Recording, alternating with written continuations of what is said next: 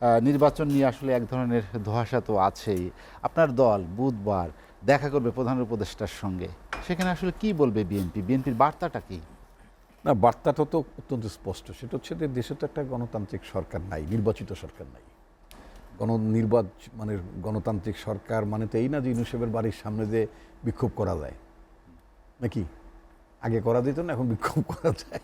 এটার নাম তো গণতন্ত্র নেই। ইয়েস, মানুষ ভেন্টিলেট করতে পারে, বা এত ভেন্টিলেশনও তো মানে নট না, কি বলে আপনার কাম্য না। তাতে মানে কিছুটা মানে নৈরাজ্য হচ্ছে, হোয়াট এভার। কিন্তু কথা হচ্ছে কি, আপনার দেশটা পরিচালনার দায়িত্ব কার? মানে অবশ্যই আপনার রাজনীতিবিদদের। জি। এবং আমাদের পার্লামেন্টে খুব ক্যাটেগরি, মানে দুঃখিত, আপনার সংবিধানে খুব ক্যাটেগরিক্যালি বলা আছে যে জনগণের প্রত্যক্ষ ভোটে সংসদ সদস্য নির্বাচিত হইবেন, এবং সংসদ সদস্যদের মধ্যে যিনি সংখ্যাগরিষ্ঠতা অর্জন করবেন তিনি প্রধানমন্ত্রী, এবং তারা সরকার গঠন করবেন। এগুলো ক্লিয়ারলি ডিফাইন্ড সরকারে।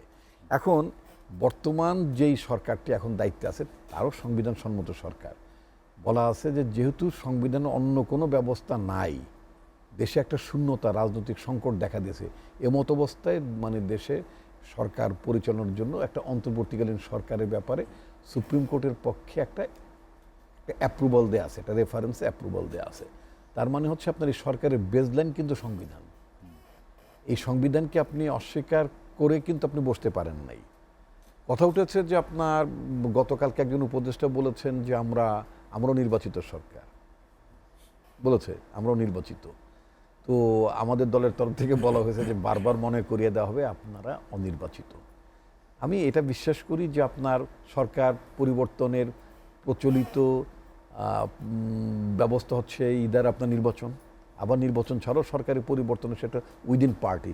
যেমন কিছুদিন আগে আপনার ব্রিটেনের লেবার পার্টি, তারা নিজেরা অনেকবার সরকারের পরিবর্তন হয়েছে, কিন্তু দল তারাই, সেটা আলাদা কথা। আর একটা পদক্ষেপ আছে, সেটা হচ্ছে অভ্যুত্থান, বিপ্লব। দুটোভাবেই সরকারের পরিবর্তন হতে পারে। এখন রুশ বিপ্লব যখন হলো, সেখানে যখন আপনার একটা বিপ্লবী সরকার প্রতিষ্ঠিত হলো, তো সেই সরকারে নিশ্চয়ই উপদেষ্টা, নানা ধরনের উপদেষ্টা, সুশীলে তো সেই উপদেষ্টা যোগদান করেন নাই।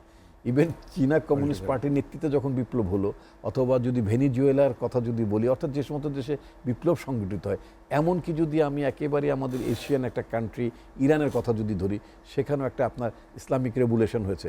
সেখানেও নিশ্চয়ই আপনার বিভিন্ন স্কলারদেরকে ডেকে ডুকে ইউনিভার্সিটির পড়িয়েছেন, নদী দূষণ নিয়ে দুটো কথা বলেছেন, এনজিও করেছেন, এদেরকে ডেকে ডেকে নিশ্চয়ই আপনার মানে একটা উপদেষ্টা করা হয়নি, একেবারে তাদের ভাবাদর্শের লোকজন দিয়েই করা হয়। নিয়ম তাই। অভ্যুত্থান হলে অভ্যুত্থানের অংশীজন যারা, বিপ্লব হলে বিপ্লবের অংশীজন যারা বিপ্লবের কর্মসূচি এগিয়ে নিয়ে যাবেন, বাস্তবায়ন করবেন, তারাই সরকারে থাকবেন। এটি তো স্বাভাবিক, তাই না? এখন যারা সরকারে আছেন, এই সরকারের মানে অভ্যুত্থানের অংশীজন কি? ইউনুস সাহেবের কি আপনার মানে যে অভ্যুত্থানে তার কি মানে had any role? No. But তিনি অংশীজনদের প্রত্যেকের প্রত্যাশিত ব্যক্তি ছিলেন, আমাদের সবার সমর্থন তার জন্য ছিল। অফকোর্স উনি আমাদের একজন গার্ডিয়ান, আমরা তাকে পেয়ে ধন্য হয়েছি, কৃতার্থ হয়েছি। খুব ভালো, দেশের জন্য অত্যন্ত একটা মানে ভালো চয়েস ছিল। বাট আদার্স, ওই যে আপনার ডিবি অফিসের সামনে রেজওয়ানা, যে আমাদের ছেলেদের যারা গ্রেপ্তার হয়েছিল, ওখানে রেজওয়ানা যে একটু দাবি ঠাবি করেছেন, একটা ডেমনস্ট্রেশন দিয়েছেন, মানে গিয়েছেন দেখা করতে, এটা যদি আপনি বলেন যে মানে তার একটা অংশগ্রহণ আছে, ইয়েস, আপনি ওটুক মানতে পারেন। অথবা রমনা থানার ওখানে আসিফ নজরুল গেছে ছাত্রদের ছাড়িয়ে আনতে, যদি বলেন যে এটার একটা অংশগ্রহণ আছে, সেটাও আপনি মানতে পারেন। হ্যাঁ, বা আপনার আদিলুর রহমান খান শুভ্রর কথা যদি বলি, তিনি মানবাধিকার নিয়ে মানে উনি রিলেন্টলেসলি ফাইট করেছেন, তার একটা অংশগ্রহণ তো নিঃসন্দেহ আছে, ধারাবাহিক অংশগ্রহণ। ওই 36 দিনে না হলেও ধারাবাহিক গত 14, 15, 16 বছর ধরে তো তার অবশ্যই তার একটা কন্ট্রিবিউশন আছে। আর বাকিরা না। তাহলে অভ্যুত্থানের অংশীজনরা সবাই কিন্তু সরকারে নেই। আবার অভ্যুত্থানের অংশীজনদের মধ্যে ছাত্রদেরও 2-3 জন প্রতিনিধি আছে তো, যার জন্য যে 5 অগাস্টের যে স্পিরিটের কথা বলে, জুলাই অভ্যুত্থানের চেতনা, সে জুলাই অভ্যুত্থানের চেতনাই তো অধিকাংশ উপদেষ্টা ধারণ করে না। I have to say very clearly, জুলাই অগাস্টের অভ্যুত্থানের চেতনাই অধিকাংশ উপদেষ্টা ধারণ করেন না, বোঝেনও না। তারা কেউ সাবেক সচিব ছিলেন, কেউ বিয়ে করেছেন, তাদেরকে ডেকে গিয়েছে, তারা হয়তো তাদের মানে কাজগুলো বোঝেন, কারণ সচিবগিরি করেছেন, তখন তো মন্ত্রীদের কাজ করতে দেন নাই। আর অশিক্ষিত মূর্খ মন্ত্রীগুলো ওদের উপর নির্ভরশীল ছিল, এখন মোটামুটি আগের অভিজ্ঞতা পুরোটাই চালাইতে পারতেছে।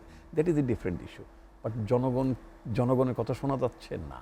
উনি যেটা বললেন, আমি প্রিন্সের কথা শুনলাম যে যেটা তাদের টার্মস অফ রেফারেন্সের বাইরেও তারা অনেক কাজ করছেন। যদি যেমন মনে করুন আমার নিজের জেলার কথাই যদি বলি, 10টা ইকোনমিক জোন বাতিল করা হয়েছে। ধরে নিলাম যে 10টি ইকোনমিক জোন বাতিল করা হয়েছে, এই 10টা রাজনৈতিক বিবেচনায় নেওয়া হয়েছিল, ধরে নিলাম। কিন্তু আমি আমার জেলার কথা বলতে পারি, এটা একেবারে ঢাকার খুবই সন্নিকটের একটা জেলা, শ্রীনগরে যেটি মুন্সিগঞ্জ। এই মুন্সিগঞ্জে একটা ইকোনমিক জোন ছিল এবং সেখানে গজারিয়াতে শিল্প গড়ে উঠছিল, কিন্তু আনডাউটেডলি তাহলে রাজধানীর উপরে চাপ কম ছিল, অন্য জায়গার উপর চাপ কম ছিল, এবং গজারিয়া চরাঞ্চলেই কিন্তু এই কাজগুলো হচ্ছিল। গার্মেন্টস সেক্টর আলাদা বিজেএমেরা তারা একটা ইকোনমিক জোন চেয়েছিল। ঢাকা শহরে উত্তরা নানা জায়গায় যে এত গার্মেন্টস দেখেন, তাই না? তো এইটার চাপটা যদি মুন্সিগঞ্জে চলে যেত, অসুবিধা ছিল না তো। ওখান থেকে আপনি নদী পথে আপনার কন্টেনারে করে মাল চিরঙে যেতে পারতো। ঢাকা থেকে এখন মাল আপনি যাচ্ছে কোথায়? রাস্তা দিয়ে যাচ্ছে, যার জন্য 4 লেন বানাইতে হয়, 6 লেন বানাইতে হয়, 8 লেন বানাইতে হয়। তো দরকার ছিল তো। জার্মানের মতন দেশে আমি জেনে দেখে বলছি, সেখানে কিন্তু একটা ব্যাপক এক্সপোর্ট ইম্পোর্ট তারা কিন্তু তাদের নৌপথই তারা করে, ঠিক আছে? তাহলে আপনি মুন্সিগঞ্জের মতো একটা জায়গা, আমি তো রাজনীতি করি, আমার জনগণের কাছে আমার একটা কমিটমেন্ট আছে। এখন আপনি ইকোনমিক জোন আমার জেলায় বাতিল করে দিলেন, অন্য 9টার কথা আমি জানি না, মানে বাকি 8টা করে, কারণ আমার জেলাতে 2টা বাতিল হয়েছে। বিজেপিকে একটা বরাদ্দ দেওয়া হয়েছিল তাদের একটা গার্মেন্টস পল্লী করার ব্যাপারে, আর একটা ইকোনমিক জোন করা ছিল ওখানে। আমার দুটো ইকোনমিক জোন বাতিল হওয়া তো আমি ক্ষুব্ধ। এটা তো আপনার কোনো রাইট নাই। আপনি কোন অংশীজনের সাথে আলোচনা করেছেন? Did you talk to me? আমরা যারা পলিটিক্স করি, যারা আমরা জনগণের সাথে আমাদের উঠতে হয়, বসতে হয়, আপনারা তো আমাদের সাথে কথা বলেন নাই, না বলে সিদ্ধান্ত নিলেন যে আপনার বিদ্যুৎ নেই, ইনফ্রাস্ট্রাকচার নেই, অমুক নেই, তমুক নেই, নানা কারণ আপনি বাতিল। হ্যাঁ, কথাগুলো খুব যৌক্তিক, খুবই যৌক্তিক, কিন্তু এটা কি যৌক্তিক যে আপনি একটা ইয়ে করলেন, কি বলে, আপনার একটা বিনিয়োগ সম্মেলন করলেন কয়েকদিন আগে, নাকি? বিনিয়োগ সম্মেলন, ইন্টারন্যাশনাল ইনভেস্টমেন্ট সামিট, ওই সেটাই, মানে বাংলায় বলছি আর কি, বিনিয়োগ। হ্যাঁ, তো এই যে আপনি বিনিয়োগ সম্মেলন করলেন, সামিট করলেন, হোয়াট এভার যা কিছু করলেন, এরপরে আপনি 1 সপ্তাহেরও কম সময়ের মধ্যে আপনি মেসেজ দিলেন কি যে মানে গ্যাসের দাম 33% বাড়বে শিল্পে। তাহলে যারা যেই বিনিয়োগকারীদের আপনি আকৃষ্ট করলেন, তারা কি ট্রেডিং আলাদাকে আকৃষ্ট করছেন, না শিল্প কলকারখানা স্থাপন করার জন্য ডাকছেন? যদি শিল্প কলকারখানা স্থাপন করার জন্য যদি ডেকে থাকেন এবং তারা যদি এসে থাকেন, আই এম নট শিওর যে all of them already left Bangladesh, আমি জানি না। ইতিমধ্যে কিছু লোকজন থাকতে পারে বাইলেটারাল ডিসকাশন করার জন্য, কোনো কোম্পানির সাথে এনগেজমেন্টের জন্য থাকতেও পারেন তারা কেউ। তারপর দেখলেন যে একদিক দিয়ে বিনিয়োগ সম্মেলন হলো, 1 সপ্তাহের মধ্যে সরকারের গ্যাসের দাম বাড়াই দিল। তাহলে এটা কি মানে ইনভেস্টমেন্ট কন্ডিউসিভ পলিসি হলো? না। তাহলে এই যে সিদ্ধান্তগুলো পলিটিক্যালি ম্যাচিউর তো নয়, কারণ বিকজ তারা পলিটিক্যাল লোক না। আমাদের দেশে ইনভেস্টমেন্ট অ্যাটেনশন ড্র করাটা খুব জরুরি, বিনিয়োগ আকর্ষণ করা জরুরি, কর্মসংস্থান আকর্ষণ করা খুব জরুরি, আপনার রিভার ক্লেইম করাটা খুব জরুরি। যেমন আমি মালয়েশিয়ায় আপনার মানে দেখেছি, ওখানে একটা প্রদেশে, সেখানে আপনার সমুদ্রের মধ্যে সমুদ্র ভরাট করে রিক্লেইম বলে ওরা, মানে জায়গা ভরাট করে তারা তাদের দেশের আয়তন বাড়িয়েছে। এটা তো আরও বড় ধরনের পরিকল্পনা, কথার কথা। এখন আপনি এই দিকে যাচ্ছেন, আমি তো স্ট্রংলি প্রোটেস্ট করবো 2-1 দিন, মানে অফিসিয়ালি থ্রো প্রেস কনফারেন্স আমি প্রোটেস্ট করব যে সরকারের, আমার জেলার কথা অ্যাটলিস্ট আমি বলবো, আমার জেলার এই মানে ইকোনমিক জোন বাতিল করাটা সরকারের ঠিক হয়নি, এটা পুনর্বহাল করতে হবে ইত্যাদি। আচ্ছা, এখন তার কাজটা কি, তার টার্মস অফ রেফারেন্সটা কি? আমি যদি আমাকে একটু সময় দেবেন, আমি দুজন বিজ্ঞ আলোচকের কাছ থেকে একটু কয়েক সেকেন্ড এক্সট্রা নেই। আপনার পাকিস্তানে 69 সালে, আমাদের ছাত্র জীবনে 69 সালে একটা গণ অভ্যুত্থান হলো।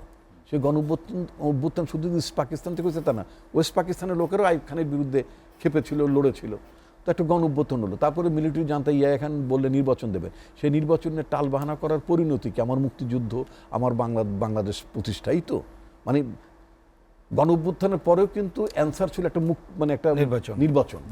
আপনি যদি খুব নিকট অতীতেও যদি যান, পার্শ্ববর্তী দেশ, আমার এই সাউথ এশিয়াতে যদি যান, শ্রীলঙ্কায়, সেখানেও কিন্তু প্রেসিডেন্ট পালিয়েছিল, সেখানেও প্রেসিডেন্টের প্রাসাদ জনগণ অকুপাই করেছিল, সেখানে প্রেসিডেন্টের খাটের মধ্যে শুয়ে পায়ের উপর পা তুলে জনগণ কয়েক সেকেন্ডের মধ্যে, কয়েক মিনিটের মধ্যে একটা প্রেসিডেন্টীয় মানে আবহ মনের মধ্যে নিয়েছিল, যেটা আমাদের বাংলাদেশের গণভবন অকুপাই করার পরে কেউ একই কাজ করেছিলেন। সেখানকার অ্যান্সার কি? ইতিমধ্যে ইলেক্টেড গভর্নমেন্ট আসছে, একটা লেফট ডেমোক্রেটিক পার্টি প্রবাবলি ওই দেশে এখন মানে সরকারে এসেছেন। It is the choice of the people, তারা কাকে বেছে নেবে, তাই না? রাইট উইংকে বাঁচবে বা লেফট উইংকে বাঁচবে, উই ক্যানট মানে ওই অন্য কেউ ডিটারমাইন করে দিতে পারেন, ইভেন ইন্ডিয়া ক্যানট। তো শ্রীলঙ্কা হচ্ছে না, আমার দেশ থেকে বাংলাদেশ থেকে $1 মিলিয়ন প্রায় তারা মানে বা অর মোর দেন তারা ধার করেছিল। ইতিমধ্যে কিন্তু অভ্যুত্থানের পরে পরবর্তী গভর্নমেন্ট কিন্তু সে টাকাও পরিশোধ করে দিয়েছে। তারা একটা ডেমোক্রেটিক পলিটি, একটা চমৎকার ইলেকশনের দিকে গেছে, একটা স্টেবল গভর্নমেন্টের দিকে চলে আসছে, সেখানে গভর্নেন্স চমৎকার চলছে, ইকোনমি ফ্লারিশ করছে। তার মানে কি? ইকোনমি ফ্লারিশ করাচ্ছেন, টাকা ফেরত দেওয়াচ্ছেন, ইট ওয়াজ পলিটিশিয়ানরা করতেছেন কিন্তু ওই জায়গাগুলোতে। এইখানে নির্বাচন বিলম্বিত করতে হবে, আরও সংস্কার করতে হবে। আমি তো গত 8 মাসের সংস্কার সহ দেখলাম না।